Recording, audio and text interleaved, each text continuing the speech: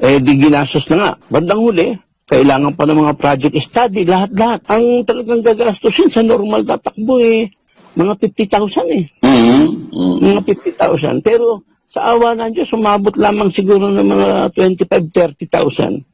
Oo, dahil medyo ginagamitin din natin ng konting charm. Konting palambing doon sa mga nandun na medyo may edad na rin. Ano? Ayun, aprobahan naman na, hindi na ibigay na sa kanya. Ngayon, ang nagtataka ko, naibigay ko na kay Dr.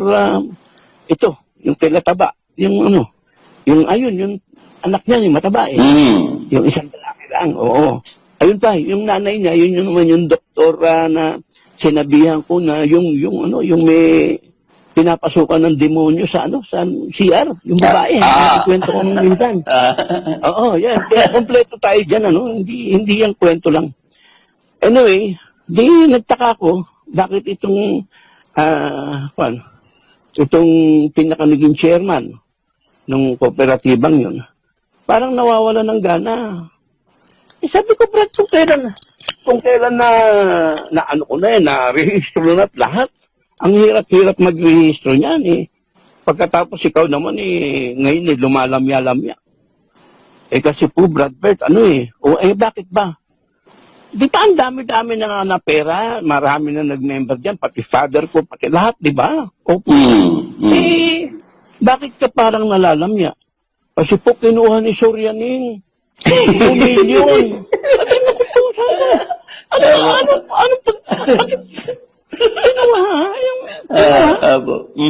at ang sagot ni Sorianing, wala ba akong karapatan sa perang yan? Ng mga miyembro na wala sa katiting na inabono, nanlalaki ang mata na wala ba akong karapatang, gamitin yung pera niya, tunin? Sabi na, hindi na nagpakita yung doktor. Hindi na nagpakita. Si Dr. Freddy. Dr. Freddy po. Yan. Si Dr. Freddy na lang. Si Dr. Freddy. Dr. Freddy. Yung pala, yung Dr. Freddy yun, yung isang bahay ng pamilya niya, naibenta na rin para dyan kay Sorianing. Pagsalitaan siya ni Sorianing na ganun. Kaya pala, sabi ko. Biro mo yung bahay niya, ibinenta niya ng almost mga 2.5 million sa panahon na yan. Binigyan ng Sorianing. Kaya hindi mo matatawaran yung mga taong yan. Yung mga kinawawa ni Sorianing na yan. O pagkatapos yung pera ng buong kooperatiba, yun mo, 2 million, kinuha ng ganun-ganun na lang. Kaya nagalit yung Freddy, pero ayaw na lang magpakita. Ayaw niya nang siguro makatisod ng iba pa. Hindi na nagpakita. Gusto ko puntahan sa bahay nila. Wala, hindi ko na rin taga Quezon City yata sa UP Village. Yun ang nangyari dyan. Kaya nga, yung sinasabi nitong sumulat sa atin na 82 years old na, hindi katakataka Nasa Biblia na nga na yung mga kapatid, yung mga bawo at saka yung mga matatanda. Wag mo nang gipitin na ganyan. Pero yan ang ginikipit nila dahil yung mga yan, ayoko naman tawaran, pero usually mga fickle-minded na medyo, ang isip ng mga yan medyo Kaya ang madalas na bubudol-budol mga matatanda, di ba nababalitaan natin sa yung mga matatandang nakatayo sa bangko, may lalapit, budol-budol. Alam po ninyo, Brother Bert, Opo. Naalala ko po yung isang talata sa Biblia na mabigat na kasalanan po yung ginagawa ng grupo na yan, na yung mga biyuda po ay lumalabas po ay hinuhut-hutan pa nila, Brother Bert. Ito po, babasahin ko po muna ang talata, Brother Bert. Sa Lucas po, sa Magandang Balita Biblia, sa Kapitulo 20, at ang talata po'y 47. Ito po ang ating mababasa. Hinuhut-hut nila ang ari-arian ng mga byuda. Sabi na, eksakto. Opo, Brother Bert. Eksakto po sa nakasulat. Meron talaga, hinuhut-hut ang ari-arian ng mga byuda. Tapos, at ang mahahaba nilang dasal ay mga pagkukunwari lamang. Dahil diyan, lalo pang bibigat ang parusang igagawad sa kanila. Ayan, Brother Bert, yung aking Naku po. sinasabi. Hello po sa inyo. Isa po akong bagong sumusubaybay sa KB Production 214 sa YouTube program ninyo ni Brother Willie Santiago. Catholic po ako pero ang mother at isang elder brother ko po ay ADD. Napanood ko na rin po ang mga debate at ibang turo ni Brother Sorianing sa kagustuhan ng mother ko. Yung ginawa ko Sorianing kasi talaga nakasulat ang pangalan dito eh. Alam mo na para si... Alam nyo, Brother Bert, naputol ko lang kayo. Buti nga Opo. po, ang banggit nyo lang ay Soryanin. Kasi meron po akong nabasa na ang binabanggit Sortanin.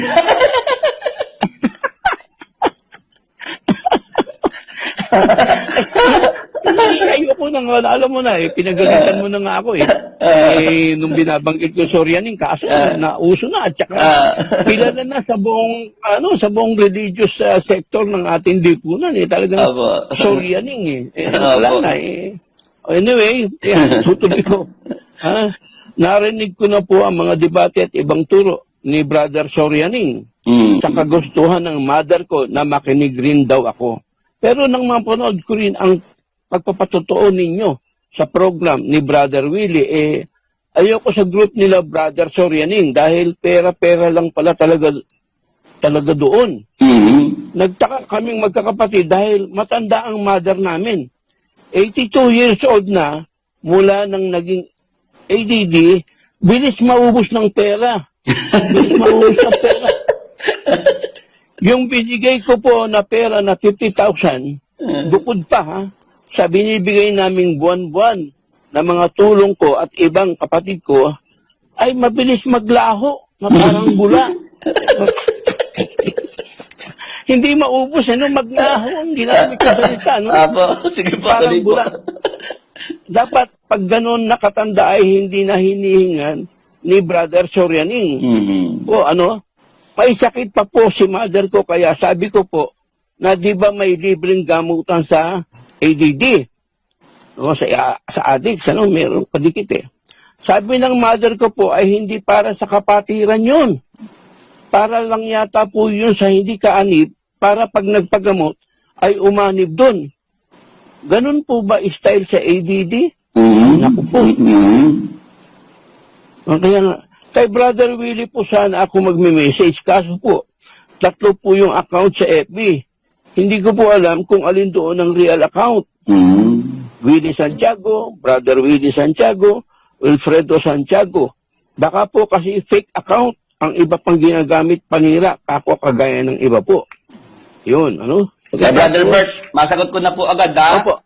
Yun pong aking personal Facebook account at yung sa messenger ko po, yung madalas ko po talagang ginagamit ay yung Wilfredo Santiago, Brother Bert. Para po sa ating mga taga-subaybay, yung talagang personal ko pong Facebook account at messenger account ay ang Wilfredo Santiago. Kaya sige po, Brother Bert. Okay. Ayun po. At tinanong niya nga, kasi baka may mga kumakalat na fake. Alam mo na. Tapos, kay Brother Willie po sana ako magme-message. Kaso po, 3 po yung account niya. Yun nga, nabasa natin. Hindi ko po alam doon ang real account. Okay? Tapos, salamat po. O, yan. Yan ang punto. Ngayon, itong gustong malaman ng tao. Pagka halimbawa, may 82 years old sa panahon po ba ng Panginoong Jesucristo, yung mga 82 years old at matatanda at mga ito sa paligid ko, wala nang kwanto wala nang asawa tong matanda dahil sila na ang sumusuporta Yung mga bao po ba? Yung mga wala nang pagkukunan ng ikakabuhay at sinusuportahan na lamang po ng mga anak. Ito po ba karapatan pa na pag-abuluyin o pagbigayin sa iglesia o ito pagbabawalan na kahit gusto pa kahit gusto pang mag-abuloy pwede po bang pagbawalan ito? Kasi at the age of 82 alam natin yan medyo fickle-minded na yan, medyo iba na tumingin yan sa mga pangyayari kaya kahit na gusto pa nila tayo naman na medyo nasa ayos na kalagayan, pwede natin silang i-advise na, nanay, opo, maraming salamat sa ibinibigay nyo, pero okay na po yan. Paano po ba, Brad Billy? Alam po ninyo, Brother Bert, sa Biblia po, yung mga babaeng bao, yung mga biyuda, yun pong mga wala na pong kamag-anak, yan, walang asawa, wala na pong mga anak. Sa Biblia po, Brother Bert, yun pong mga ganun na po ang kalagayan, sila nga po ang dapat pang abuluyan ng iglesia. Hindi po sila ang dapat na hingan po ng abuloy ng iglesia, kundi ang iglesia po mismo ang dapat na mag-abuloy dito po sa mga babaeng bao. Babasahin ko po sa aklat ng unang Timoteo, Kapitulo 5 at ang talata po ay 9, huwag itala na gaya ng babaeng bao, samantalang walang 60 taon na naging asawa ng isang lalaki na may mabuting patotoo tungkol sa mabubuting gawa. Kung siya ay nag-alaga sa mga anak, kung siya ay nagpatuloy sa mga taga-ibang bayan, kung siya ay naghugas ng mga paan ng mga banal, kung siya ay umabuloy sa mga napipighati, kung ginanap niya na may kasipagan ang bawat mabuting gawa. Dito po binabanggit ng Apostol Pablo ang mga katangian na dapat pong tanggapin sa iglesia na babaeng bao, Brother Bert. Ang isang binabanggit, dapat po ang edad ay 60 taong gulang na. 10 taon. Nga po, 60 years old, pataas, Brother Bert. Ngayon, pagka po ganito po ang kalagayan ng babaeng bao, byuda, na wala na pong tumatangkilik po dyan na mga kabag-anak o mahal sa buhay, ano po ang sinasabi po dyan? Sa talatang 16, kung ang sino mang babaeng nananampalataya ay may inaampong mga babaeng bao, ay umabuloy sa kanila. At huwag pabigatan ang iglesia upang maabuluyan nito ang mga tunay na bao. Ayan, sa Biblia po, ang tunay na bao, yun po yung pasado nga po dito sa binabanggit na mga katangian sa unang Timoteo 5:9 hanggang 10. Ngayon, pagka po siya po'y pasado, qualified bilang tunay na bao, Brother Bert, Opo. ang iglesia po mismo ang merong tungkulin na umabuloy. Ibig sabihin ng umabuloy, magbigay po ng tulong. Dito po sa tunay na bao. Hindi na po kailangan pa na yung mga babaeng bao, yung mga byuda, sila pa ang mag-aabuloy sa iglesia. Kagaya po ng Ayan na nga. nadyan po sa sulat ng Brother Bert, 82 years old. Opo. 82. Lumalabas na overtime ng 22 years kabibigay kay Sir Yaning. 22 years, hindi month.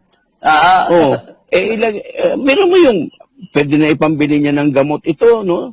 At pwede ng maraming bagay ang magagawa nito. Pero itong pagiging tulisan ni Sir Yaning, talaga walang patawad. Walang patawad ito. No, na meron pa nga akong nabalitaan. Anyway, ito muna, no? Sige po, Brother Bert. Oo. Ito na nga, meron pa siyang sinunod kaninang umaga. Salamat po. Yung po niya, no? Ngayon po ay pinakikinggan ko yung replay kaninang tanghali. Tanghali pala. Ibig sabihin, mga lunchtime ito nung ipadala. Na-post ko sa KB Production 214 sa YouTube. Tamang-tama po yung topic na ginagawang kalakalan lamang ng ng addicts ang sambahan nila. Na simulat sa pool ayaw na ayaw ni Jesus Christ ayon sa Mateo 21:12. Medyo umami na. JM po account ko sa YouTube. JM, ito pala yung JM. Na nag-comment minsan po. From Japan, Maripon, name ko. Nagsusuri po ako kaya nakikipanood po sa channel nyo. sana po ay loobin ng Diyos na malaman ko po ang katotohanan sa panonood sa inyo. Mm. At maging kapatiran na rin po ako. God bless din po sa inyo sa pagpapahayag ng salita ng Diyos. Request ko po sana ay mag-prayer din po sana sa program nyo ni Brad Willie nang gumaan po ang pakiramdam namin dito sa ibang bansa. Marami pong salamat. Yun nga, natutuwa siya at nagkakaroon ng pananaw na sana maging isa siya sa mga magiging kapatid. Oo, no? Na hindi pa man natin napapaliwanagang masyado, pero yung espiritu ba? Yung espiritu ng Diyos, nasa kanya agad. Imagine, yung nanay niya, bagay hindi na, Sister, hindi lang ikaw po ang dumanas niyan. Ako po yung tatay ko mag-80 anyos, sige pa ang abuloy. At nadugas pa nung kooperatiba. Ayun talaga, talagang noon pa nakikita ko na yung tendency Noon pa man, binulong na sa akin nung tatay ni Josel, Robert. Kung may pagkakataon, sabihin mo sa tatay mo, i-withdraw na yung kalahating deposito niya sa kooperatiba. Sabi ko, bakit? Baka magkaubusan ng pera doon. Wala nang mangyari sa pera nyo. Ayun nga, sinabi ko sa father ko, pero ganun yata talaga. Yung mga panatiko, no? Pati ang father ko, panatiko siya. Hindi siya hindi siya nag-withdraw. Nung minsan nangailangan ng pera, sinabi sa kanya, ubos na po. Wala na kayong mawi-withdraw dito sa kooperatibang itinayo ng anak nyo. Brother Bert, matanong ko lang po. Brother Bert, matanong ko lang po para maliwanagan ng mga nakikinig. Bakit naman po naubos ang pondo? Ba't po naubos ang pondo ng kooperatiba? Sige po, Brother Bert. Ang ganda ng tanong. Napakaganda ng tanong. Kasi nga po, nung dumating ako dyan, talaga pong, ayoko nga sabihin ito, no? Pero I have to. Dahil marami nagtatanong, sino ba yan? Akala mo naman sino. Ako po talaga, organizer ako. Organizer ako ng malalaking kilusan. Yan po ang aking, I'm a professional organizer. No? Ngayon, nung mapasama nga ako dyan, dahil binigyan ako ng pagkakataon ng Panginoon na makakilala sa Kanya, dati po akong, ateista, wala akong Diyos. Ngayon, nung mabigyan ako ng pagkakataong maniwala sa Kanya na kung napapunta, dahil sa panahon na yon, nasa Panginoon pa siya. Nasa Panginoon pa siya. There was a time na nandun pa yung Espiritu Santo Di ba po, Brad Willie? Kaya tayo kasama riyan. Ngayon, ako po yung gumawa ng organizational structure ng iglesyang yan mula sa pinaka-taas hanggang sa pinaka-janitor. Ginawa ko po yung organization at saka yung mga duties and responsibilities nila. Almost 1 inch yung kapal ng mga kukumba na ginamit ko, pinagsulatan ko ng maraming mga duties and responsibilities and everything na ito tinalakay ni Suryaning sa isang pagpupulong na sinabi niya nga, mga kapatid, Congress, parang tinawag niya mini Congress yun. Mga kapatid, inaasahan kong maraming magbibigay sa inyo ng suggestion kung paano papatakbuhin ng iglesia. Pero, dalawa lamang po ang nagbigay. Ito pong si kapatid na yung pulis na taga Magalang. Si Rick. Ito po, nagbigay. Si Rick. Ito po, nagbigay isang page. Sabi niya, ito pong, pero okay na rin po dahil may suggestion siya rito. At ang kapatid na Bert Miranda na ibinigay ito, mahigit 250 pages. Lahat ng duties and responsibilities. Kaya, pati po lahat yan, pati yung kooperatiba in particular, diniscuss ko yan at binuhay muli namin yan. Ang nakasama ko siyang bumuhay si Dr. Yung tatlo sila yung doktor at doktora at saka yung isang mataba na ngayon daw nandiyan sa ADD. Maganda ang pwesto. Anyway, nung mag-usap kami dyan, nung magbotohan, gusto ng mga kapatid na ako ang humawak nung kooperatiba. Ngayon, siyempre out of naman yung isipin mo, almost mga 6 months pa lang ako, isasagasaan ko na yung mga matatagal doon. Tulad yung si Dr. Ngayon, taga Quezon City. Siyempre, out of respect naman, sila na. Sila na. Ngayon, ang gagawin ko na lamang, irehistro yon. Dahil nagtayo na raw sila dati, yung bayan ng katotohanan papangalan nun. Tama. Eh, hindi na rehistro dahil maraming bagay. Talaga namang mahirap. Mahirap na magparehistro. Anyway, nilakad ko yun. At ang totoo nga, ang pinanggastos doon, humihingi ako ng pera kay Sorianing. Nagbigay siya 10,000. Ayun pala, pangkape pa lang dun, pangkape pa lang yun ng mga tao. Pangkapi ba? Pangkape pa lang. Tuturuan ka pa lang kung paano mag-rehistro. Wala pa nga. Ngayon, humihingi uli ako. Siyempre nakakahiya naman. Sabi niya sa akin, ayusin mo na lamang yung kotse dyan sa labas. Yung coaching taxi na, mini ka. Yung maliit. Oo, tama. Mini ka. Yun, galing, binahanan ng ilang beses yun. Talagang pag sumakay ka, kailangan ilabas mo ulo mo sa sasakyan. Dahil mabaho. Ano basura? Naku po. Yun, naawa naman ng naglinis. Nilinis na, tinulak-tulak. Pagkatapos nun, hinila na namin papuntang Makati, mula Makati. Ayun, pagdating dito, ginawa na, ang gumawa yung isang kapatid din, something ganun, basta hindi ko na matandaan, basta umandar na siya ng maayos. Ngayon, kailangan nga ng pera sa kooperatiba, yun ang pinanggastos ko, pang gastos ko sa mga ibang bagay, maliban pa sa kulang pa yun, may mga nag-abono na. Hindi na natin sasabihin kung sino pa yun. Brother Bert, saglit po kasi naalala ko po yung taxi na yan. Maganda po na banggit ninyo kasi yan po yung isang sinasabi po na ipinapanira sa inyo na yan daw pong taxi na yun, ibinenta ninyo at ibinulsa po ninyo yung pera, Brother Bert.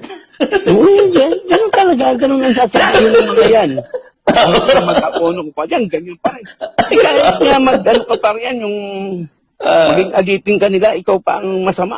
Perspective na yan. Sige po.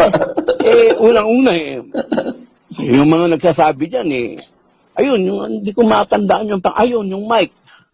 Yung mic lang mismo nagbenta riyan. Sa kaibigan niya. Hinintay ata ng 3,500 or what, o 4,000. Ganun. 3,500 o 4,000.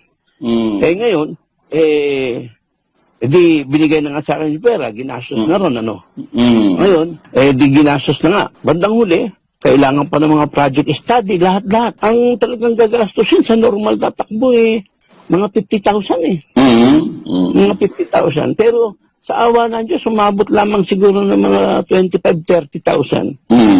Dahil, medyo ginagamitin din natin ng konting charm.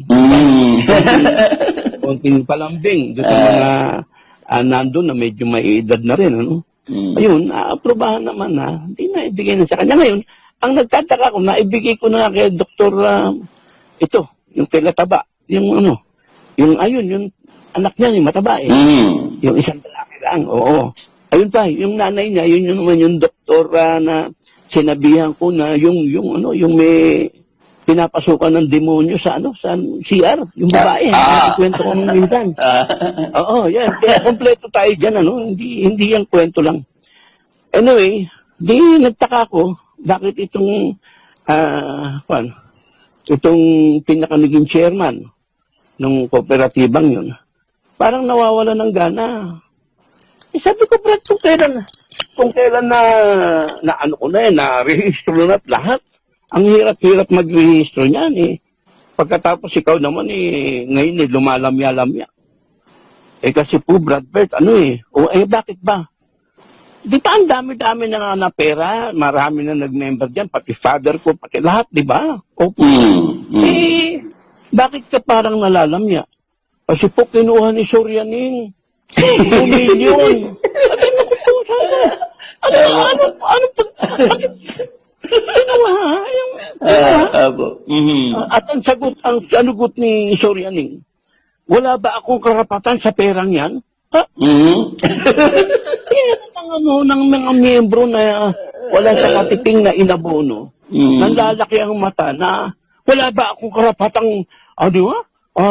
Gamitin yung pera niya, tunin? Ay, sabi na, ayun, hindi na nagpakita yung doktor. Hindi na nagpakita. Si ano po si Tapos, yung tatay. Dr. Freddy. Dr. Freddy po. Yan. Si Dr. Freddy na lang. Oo, si Dr. Freddy. Dr. Freddy. Yung pala, yung Dr. Freddy yun, yung isang bahay ng pamilya niya, naibenta na rin para dyan kay Sorianing. Pagkatapos pagsalitaan siya ni Sorianing na ganun. Wala pala, sabi ko. Biro mo yung bahay niya, ibinenta niya ng almost mga 2.5 million sa panahon na yan. Binigyan niya ni Sorianing. Kaya hindi mo matatawaran yung mga taong yan. Yung mga kinawawa ni Sorianing na yan. O pagkatapos yung pera ng buong kooperatiba, yun mo, 2 million, kinuha ng ganun-ganun na lang. Kaya nagalit na galit yung Freddy, pero ayaw na lang magpakita. Ayaw niya lang siguro makatison ng iba pa. Hindi na nagpakita. Gusto ko puntahan sa bahay nila. Wala, hindi ko na rin nakuhan. Taga Quezon City yata yun, sa UP Village. Yun ang nangyari dyan. Kaya nga, yung sinasabi nitong sumulat sa atin na 82 years old na, hindi kataka-taka Nasa Biblia na nga na yung mga kapatid, yung mga bawo at saka yung mga matatanda. Wag mo nang gipitin na ganyan. Pero yan ang ginikipit nila dahil yung mga yan. Ayoko naman tawaran, pero usually mga fickle-minded na medyo, ang isip ng mga yan medyo Kaya ang madalas na bubudol-budol, mga matatanda, di ba nababalitaan natin sa yung mga matatandang nakatayo sa bangko, may lalapit, budol-budol. Alam po ninyo, Brother Bert, Opo. Naalala ko po yung isang talata sa Biblia na mabigat na kasalanan po yung ginagawa ng grupo na yan, na yung mga biyuda po ay lumalabas po ay hinuhut-hutan pa nila, Brother Bert. Oo. Ito po, babasahin ko po muna ang talata, Brother Bert. Sa Lucas po, sa Magandang Balita Biblia, sa Kapitulo 20, at ang talata po'y 47. Ito po ang ating mababasa. Hinuhut-hut nila ang ari-arian ng mga biyuda. Sabi na, eksakto. Opo, Brother Bert. Eksakto po sa nakasulat. Meron talaga, opo, hinuhut-hut ang ari-arian ng mga biyuda. Tapos, at ang mahahaba nilang dasal ay mga pagkukunwari lamang. Dahil diyan, lalo pang bibigat ang parusang igagawad sa kanila. Ayan, Brother Bert, yung aking sinasabi.